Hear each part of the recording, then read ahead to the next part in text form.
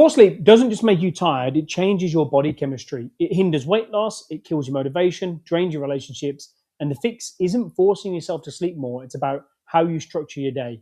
In this video, I'm going to show you 4 simple habits that help you fix your sleep so you can feel energized, focused, and like yourself again. We've seen this over and over and again with our clients. Poor sleep leaves you depleted. With low energy, easier weight gain, underperforming at work, you feel more irritable, more prone to getting sick.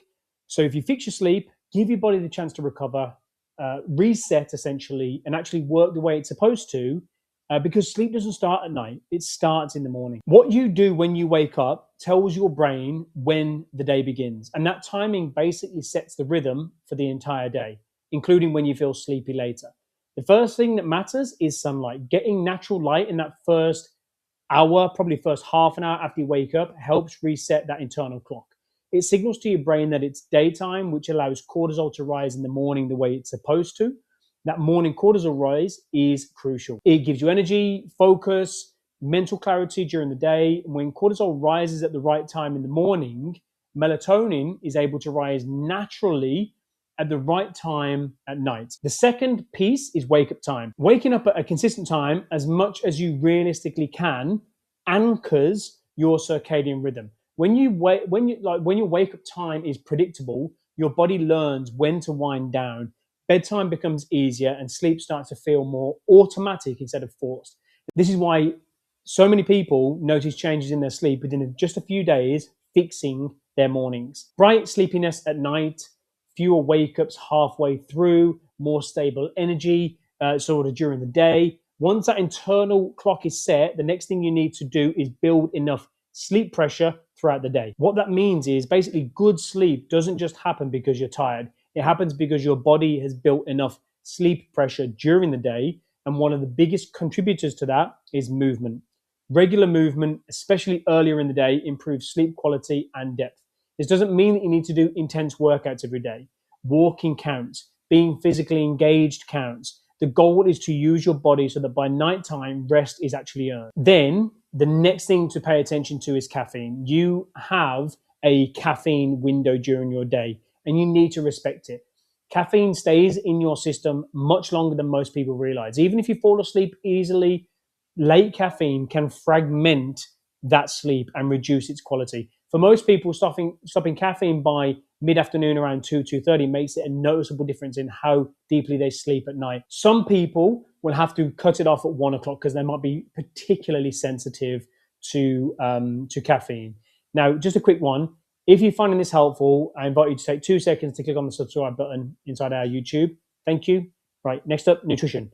Heavy, greasy, very sugary meals late in the day keeps your body digestion mode. It should be shifting to repair and recovery here. And we want to aim for a balanced meal, especially on that evening meal, but especially early in the day, because if we've got lean protein, we've got plenty of fibers, what we're doing is we're stabilizing our blood sugar, because if we undereat too much, that can potentially disrupt sleep. If we have balanced blood sugar during the day, because what happens is the blood sugar drops overnight and that can trigger people to wake up.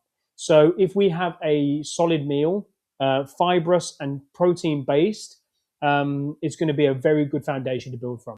Sleep improves when your body feels both nourished and done with digestion. So when your day supports movement, stable energy, proper fueling, your nervous system naturally starts to wind down and feel safe. And that brings us to the evening, where many people accidentally undo everything they've built during the day.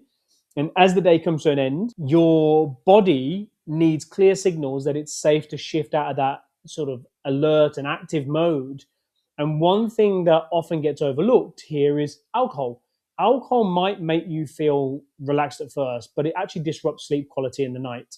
It increases that nighttime awakening, it reduces deep sleep, and often leads to more trips to the bathroom. So even if you fall asleep quickly, the sleep isn't as restful. So remember, alcohol is a sedative, and sedation is not sleep. Another important signal in the evening is light exposure.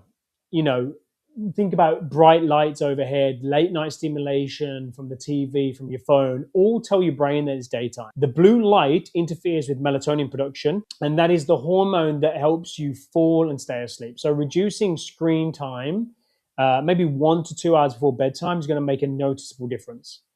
When the screens are unavoidable, using a warmer lighting, a blue light blocking glasses, or an app that we use on the laptop called Flux, it really helps to soften that signal and reduce the impact on your melatonin production. Because these small changes matter. Dimmer, warmer light in the evening helps that nervous system start to sort of stand down and relax and can't put you into a restorative state. All of this is about creating a gradual transition from day to night. So once your nervous system gets that signal to wind down, the environment you sleep in becomes the final piece. The body responds to its environment more than most people realize. The space you sleep in should make it very easy for your nervous system to let go and not stay alert. So ideally, your bedroom is cool, it's dark, it's comfortable. Because we have cooler temperatures, they support deeper sleep, and darkness helps maintain melatonin. And reducing noise minimizes that nighttime awakening. And this is also where sleep gear actually matters. Like, you spend a third of your life in bed. So a good quality mattress and a pillow aren't luxuries, they're necessity. They're health tools, essentially. Because when your body is physically comfortable, it doesn't have to stay semi-alert throughout the night, adjusting, bracing, waking up, because beyond the physical environment, what you do right before bed also matters. Activity that soothes your nervous system helps your body transition into sleep. Reading, journaling, gentle stretching, meditation, slow breathing all send that same sort of message. The day is over, it's time to rest, and consistency matters more than duration here. It's not about how long that ritual is. It's about repeating the same cues so your body learns what comes next. One of the most overlooked pieces of good sleep is staying connected to nature. So spending time outside helps your nervous system ground, helps reinforce your natural circadian rhythm.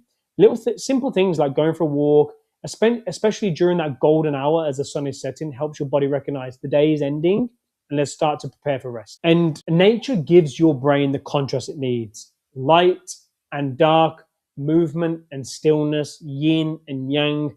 All of this is to regulate sleep more naturally. Sometimes, even when your routines are aligned, your body may need a little extra to support. And this is where a supplement can be potentially helpful as a short-term reset. Let's talk about low-dose melatonin.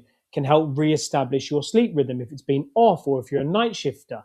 Magnesium is another great option for supporting relaxation and muscle recovery. Personally, we found that combining magnesium and ashwagandha works very well for soothing that nervous system and improving sleep quality. The key here is using these tools intentionally while supporting your body with the consistent habits. Because when you align that morning, your day, and your evening, the night's sleep stops becoming something you're trying to chase, and it becomes something your body just naturally does.